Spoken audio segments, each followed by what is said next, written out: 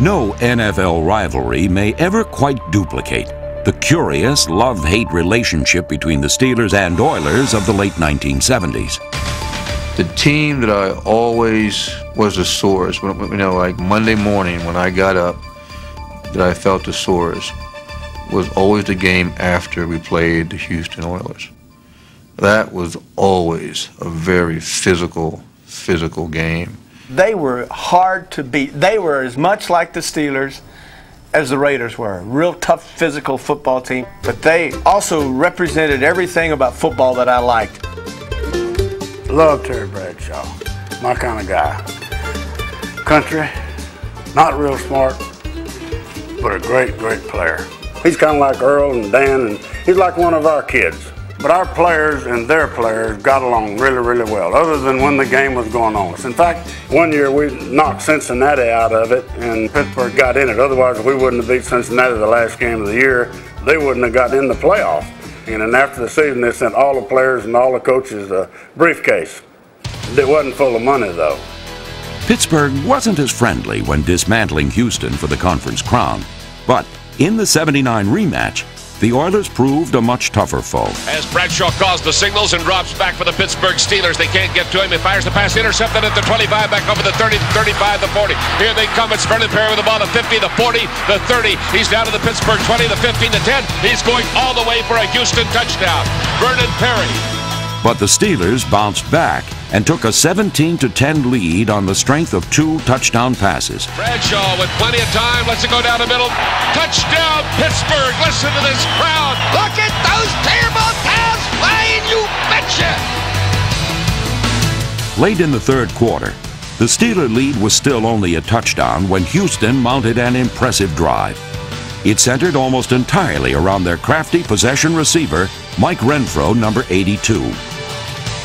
I think on the next play we threw long, and as the ball was going over my head, Mel Blunt sort of ran over the back of my heels, and I did a little acting job and got a pass interference call. The next play I caught a little 15-yard in pattern, and looking back on it, I was a pretty tired football player by then, being sort of the vocal point of the drive. When Dan called my number one last time, we were trying to hit the fade, a little quick fade. We just take 2 steps back and let the ball fly, and it's a timing pass. And it was a one-on-one situation, and I felt that he was the best possession guy at that particular moment to catch the ball, and he made a great catch. Clearly came down in possession and with his both feet in bounds. Unfortunately, they ruled it a non-catch, and that kind of killed our momentum and ended the game. And I came up and saw a starry-eyed referee who we looked eye to eye for a few seconds, and I saw the blank expression on Mr. Orr's face. He just didn't make a call. We didn't have the cameras and the slow-mo and the instant replay and all that stuff, but from on the sidelines, you couldn't see it. It was too quick, too close. But when they slowed it down now and you could see it, yeah, he was in by like 4 inches. So, yeah, he caught it. It was a touchdown. What are you going to do? I spoke with Jim Tunney, who made that call, or I think a week later, when he said that he felt that he caught the ball. And I said, well, that's a week later and $1 short, but I know it would have put us back in the game. Gave us something to go on, gave us a motivating factor.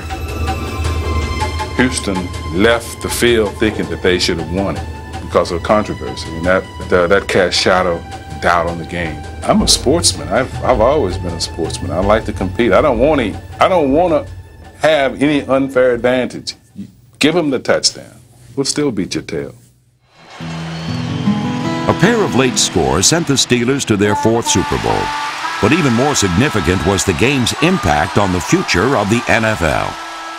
It did bring to us the realization that it's too much to ask a man on the field who might not be in exactly the right place to make a call on something that we have a hard time making a call on when you look at it on instant replay. So that when the instant replay issue came up, that was one of the prime examples. Involved in the play, you'd think maybe my opinion would be different, but it's a human game. I like to see it refereed by the humans, and certainly we're all going to make mistakes. We still had to overcome a great football team, and I'm not so sure that we would have defeated them anyway.